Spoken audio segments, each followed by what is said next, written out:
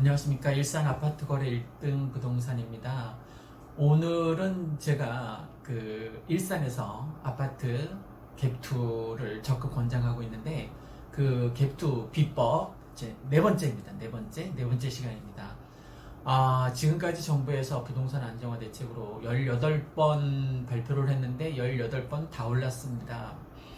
이제 안 먹히니까 마지막으로 엄청 강한 규제를 또 펼칠 예정인데 그 부분을 잠깐 언급하고 넘어가겠습니다. 며칠 전에 김상조 청와대 정책실장님께서 부동산 새로운 대책 마다할 게 뭐 있냐고 하면서 엄포를 놓았던 적이 있습니다. 그게 곧 실행될 예정입니다. 그러면 지금까지 엄청난 대책들을 내세웠는데도 안 잡혔는데, 그러면 이제 아파트 가격을 잡기 위해서는 이제 막판 19번째 대책은 진짜 깜짝 놀랄만한 수준의 대책일 겁니다. 특히 다주택자가 대상이고요. 또 하나는 이제 강남만 잡는 게 아니라, 강남 3구만 잡는 게 아니라 서울 전역에 그냥 웬만한 아파트는 다 규제를 하겠다는 정책을 펼칠 겁니다. 우선 다주택자, 2주택자 이상이면 무조건 다주택자로 간주할 겁니다. 그래서 무조건 그게 어떠한 대출이든 다 금지.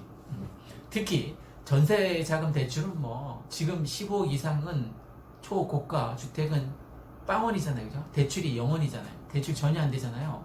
앞으로 꼭 이런 초고가 대출이 아니더라도 어떤 종류의 대출이든 2주택자 이상이면 다 맞겠다예요. 그렇게 가야만 아파트 가격이 잡히겠죠. 그 다음에 거래가를 인상할 가능성이 굉장히 높습니다. 지금보다 특히 투기 지역이나 투기 과열지구 같은 경우에는 아주 대폭 확 높여서 아파트 사겠다는 생각을 아예 못하도록 대폭 상승할 가능성이 있습니다. 그 다음에 가장 무서운 주택거래 허가제, 말로만 듣던 그 규제법을, 특히 고가주택, 초고가주택, 지금은 9억하고 15억으로 발표했잖아요. 이것도 대폭 다운시킬 가능성이 굉장히 높습니다. 서울에서 웬만한 아파트 가격은 다 해당되게 만들어 놓을 겁니다. 아마 뚝 떨어지겠죠, 그죠? 9억이 아니라 뭐 글쎄요, 한 6, 7억 되겠죠. 그럼 서울의 웬만한 아파트는 다 6억 갑니다. 그러면 모든 아파트 다 적용시키겠다는 거죠. 주택거래 허가제, 말로만 하던 그 규제법을 내놓겠다는 겁니다. 서울 아파트는 무조건 대출 금지하겠다는 거예요. 지금도 자금 조달 계획서 받고 있지 않습니까? 그거를 세부적으로 꼼꼼하게 확인해보고 정당하면 아파트 사는 걸 허락해 주겠다는 거예요. 이제 사람들이 자기 마음대로 6억 이상이면 자기 마음대로 아파트 못 삽니다. 구청에서 허가해 줘야만 살 수 있습니다. 자금 조달이 진짜 네가 제대로 정당한 방법으로 자금 조달했느냐, 이걸 꼼꼼하게 보겠다는 거예요. 이제 구청 공무원들한테 잘 보여야 됩니다. 아파트 사려면. 그 다음에 분양가 상한제를 거의 서울 전역으로 확대 개편할 가능성이 굉장히 높습니다. 전세가 상한제, 전세 대란이니까 실행할 가능성이 굉장히 높습니다. 물론 예측입니다. 예측이니까 뭐 맞을 수도 있고 안 맞을 수도 있고, 제가 일산 조성지역 해제된다라고 예측했잖아요. 딱 맞았잖아요. 그 영상 때문에 제가 요즘 밥 먹고 살 수 있게 되었습니다. 제가 그 영상을 찍으면서 어쩌면 제 삶의 인생의 터닝 포인트가 될 수도 있겠다라는 말씀을 드렸는데, 제가 그 말을 딱 2번 동영상 찍으면서 언급했는데, 오늘 기쁜 일이 있습니다. 제 이 부동산 채널 말고 다른 지압 채널 있지 않습니까? 그죠? 떡상지압이라고. 그게 드디어 수익 허가가 났습니다. 그래서 녹색 달러가 쫙 떴습니다. 기분 좋죠? 오늘부터 수익이 들어오니까. 이 일산 아파트 거래 1등 부동산, 이것도 이제 지금 979명입니다. 조금 아까 봤더니 곧 1000명 채우겠죠. 그러면 제가 공언한 대로 제 막내딸에게 10만원씩 용돈을 줄 수 있을 겁니다. 양쪽 채널 다 수익이 생기니까 당연히 10만원은 넘겠죠, 한 달에. 제 희망사항입니다만 어쨌든 일산에서 갭투를 해야 될지 말지 제가 가장 쉽게 요것만 말씀드리겠습니다. 여러분 살면서 짜장면 값이 떨어졌습니까? 올라갔습니까? 올랐죠, 그죠? 짜장면 값 말고 그 모든 물가가 올랐습니까? 내려갔습니까? 올랐습니다, 그죠? 아파트 건축비를 비롯해서 토지값 오를까요? 내려갈까요? 오르겠죠. 그럼 답은 딱 나와 있습니다. 짜장면 값이 거꾸로 곤두박질 치지 않는 한 짜장면 값도 안 내려가는데 아파트 값이 내려가겠습니까? 말이 안 되는 거죠. 장기적으로, 중장기적으로 뭐 오늘 샀다 내일 팔라는 거 아닙니다. 최소한 전세 기간은 묻어둬야죠, 그죠? 묻고 더블로 가자. 구독과 좋아요 신청해주신 구독자 여러분 정말 감사드립니다. 제가 1000명이 넘으면 그 수익으로 주변에 좋은 일도 하도록 하겠습니다. 주변에 응원한 사람들한테 막걸리도 좀 쏘도록 하겠습니다. 감사합니다. 안녕하십니까. 일산 아파트 거래 1등 부동산입니다. 오늘은 예고했던 바대로 일산에서 갭투 비법 제 4탄 네 번째 시간을 한번 가져보겠습니다. 현재와 미래를 잘 조망해 보려면 과거 주택시장이 어떠했는지 살펴볼 필요가 있습니다. 주택 가격 전망이라고 해서 CSI 여러분도 다 아실 거예요. 2017년 8월 부동산 대책 때 잠시 떨어졌다가 다시 가파르게 올랐습니다. 그 다음에 2018년 9.13 아주 센 부동산 대책이 발표되었을 때 다들 깜짝 놀랐죠. 그래서 그 대책 후 계속 떨어졌습니다. 18년 9.13 9월부터 10월, 11월, 12월 그 다음에 1월, 2월, 2019년 3월까지 무려 떨어졌습니다. 그러다가 3월 중반 다시 회복되기 시작해서 바로 반등으로 돌아섰는데 그 다음에 2019년 11 대책과 얼마 전에 12, 16 부동산 안정화 대책이 가장 센 대책이었을 겁니다. 그럼에도 불구하고 주춤하다가 다시 또 조금씩 반등하는 추세로 바뀌기 시작했습니다. 그리고 무엇보다도 전세 대란이라고 할 만큼 전세 품귀 현상이 지금 서울에서는 일어나고 있다고 합니다. 어제 신문 보니까 김상조 청와대 정책실장께서 부동산 더 센 정책 마다할 이유가 없다라고 발표했습니다. 지난 신년사에서 문 대통령께서 부동산 투기와의 전쟁에서 결코 지지 않을 것이라고 말한 데 이어서 아주 강력한 대책이 또 나올 수 있다라는 예고라고 볼 수 있습니다. 아파트 거래 허가제 같은 거를 내세울 수도 있겠죠. 혹자는 사회주의 공산주의 아니냐라고 얘기하는데 부동산 아파트 가격이 얼마나 안 잡혔으면 그런 수단까지 쓰겠습니까? 부동산 투기와의 전쟁에서 결코 지지 않겠다고 했으니까 대판 싸울 텐데 시장이 결코 만만하지가 않습니다. 정부의 정책과 시장이 싸우면 늘 지금까지 그랬듯이 시장이 이겼습니다. 그래서 어떻게 정부에서 발표 대책 내세울 때마다 올라가니까 이 강한 대책을 내세울수록 오히려 또 시장에서는 반등할 여지가 있다라는 겁니다. 이 전세 대란이 지금 서울에서 일어났기 때문에 전세 상한선 등 규제 대책이 곧바로 나올 것 같습니다. 그러면 지금까지 대책이 18번이나 나왔잖아요. 그죠? 나올 때마다 올랐습니까? 떨어졌습니까? 올랐습니다. 그죠? 대책 나오면 좀 단기적인 효과는 있습니다. 그러다가 주춤거리다가 또 곧바로 또 오를 것입니다. 그러니까 부동산 규제 대책을 정부에서 내세우는 것과 시장 수요 공급 곡선이 자연적으로 형성되는 것과 어떤 게 더 사람들 인식 속에 자연스러운 일이겠습니까?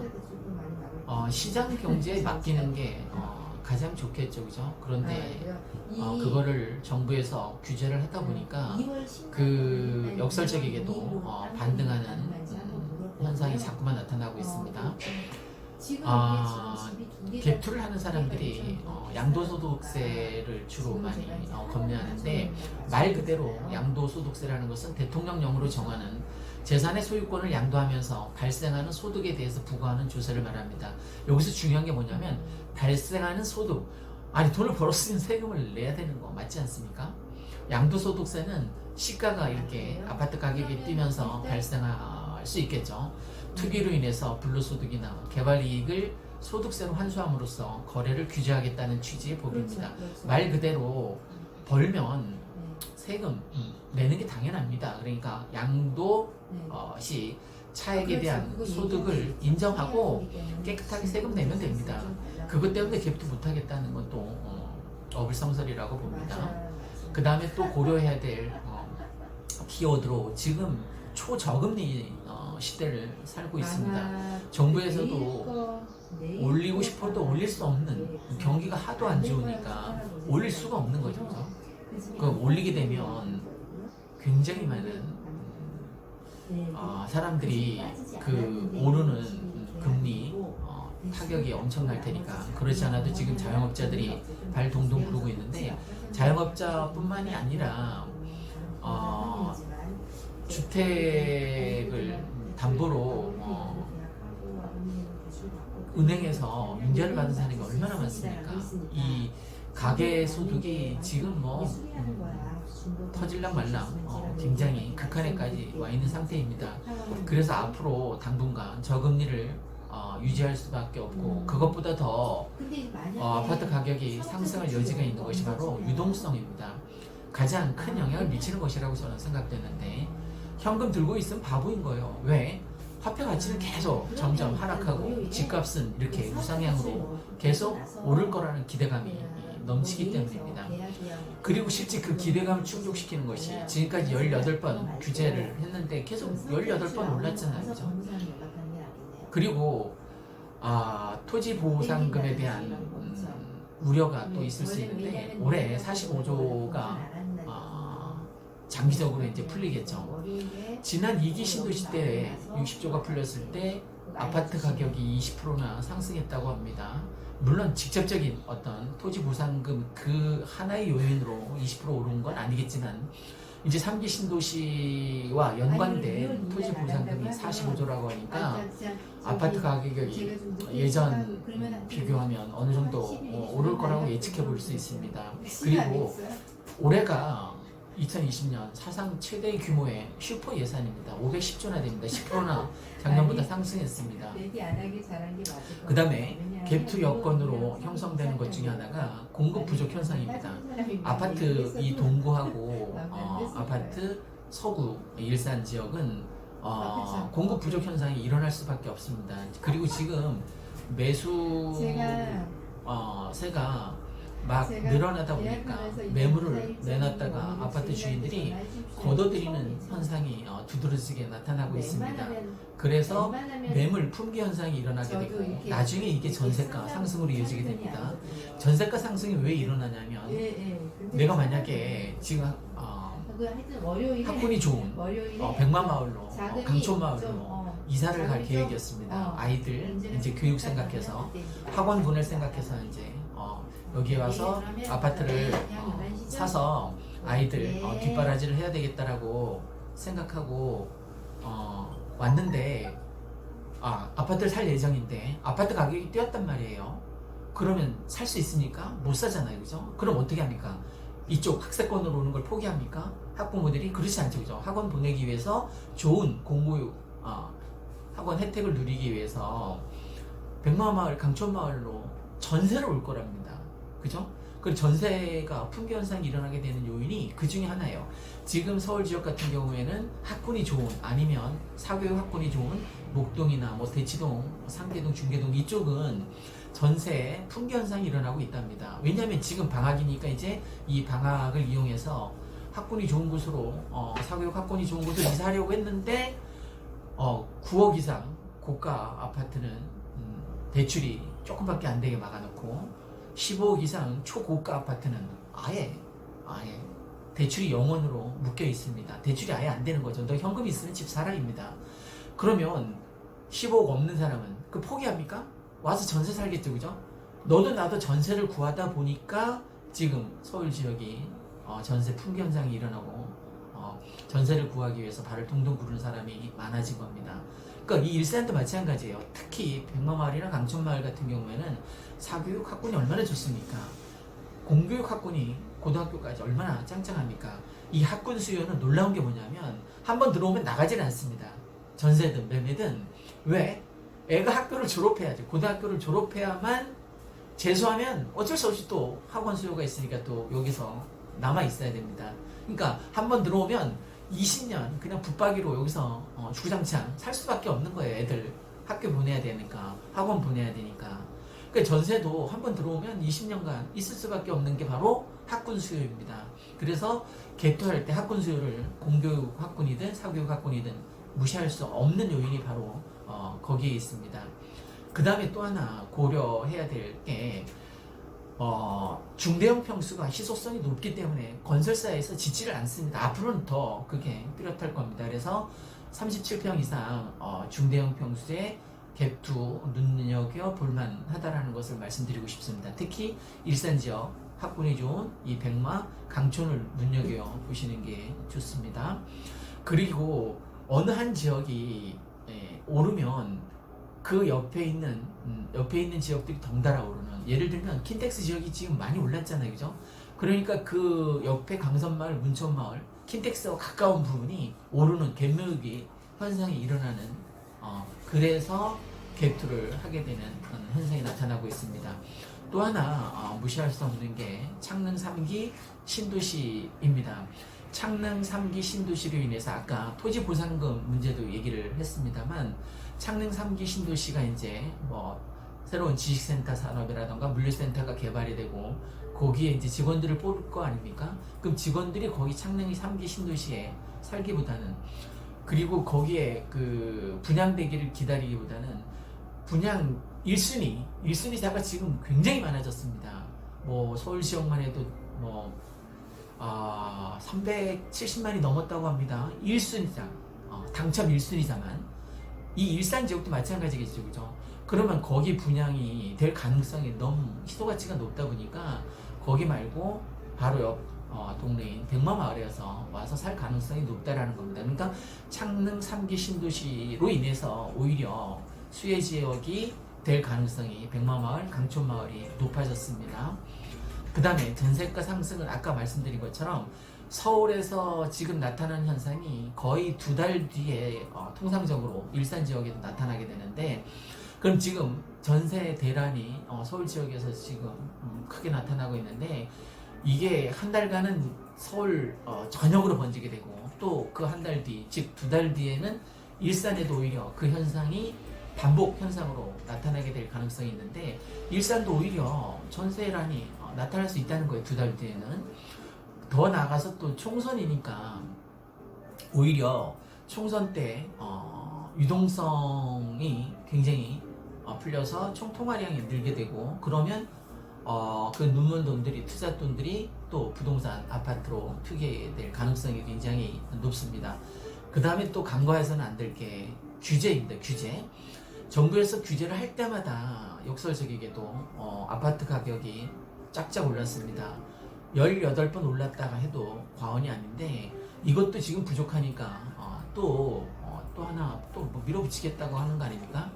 전세가 상한제를 시행할 가능성도 없지 않아 있고, 아니면 아파트 거래 신고제를, 야 너네 아파트 이 돈 어떻게 마련했는지 한번 자금 조달 계획서를 한번 가져와 봐라. 그래서 합당하지 않으면 허가를 안 내주겠다는 거예요. 부모로부터 물려받은 유산 같은 것들만 있다면 허가를 안 내주겠다는 거겠죠. 그죠? 그 다음에 규제 대책을 내세울 때마다 아파트 가격은 조금씩 상승했습니다. 아까도 말씀드렸지만 김상조 청와대 정책실장께서 부동산 더 센 정책 마다할 이유가 없다. 곧 발표할 거라는 거죠. 그죠? 하여간 일산 아파트 값은 오를 일이 더 많을 것 같습니다. 혹시 개투하실 생각이 있다면 특히 지역을 좁혀서 백마마을 1, 2, 3, 4, 5, 6단지나 아니면 강촌마을, 백송마을 투자할 계획을 갖고 계신다면 저한테 연락 주시면 최상의 물건으로 발품 팔아서 구해드리도록 하겠습니다.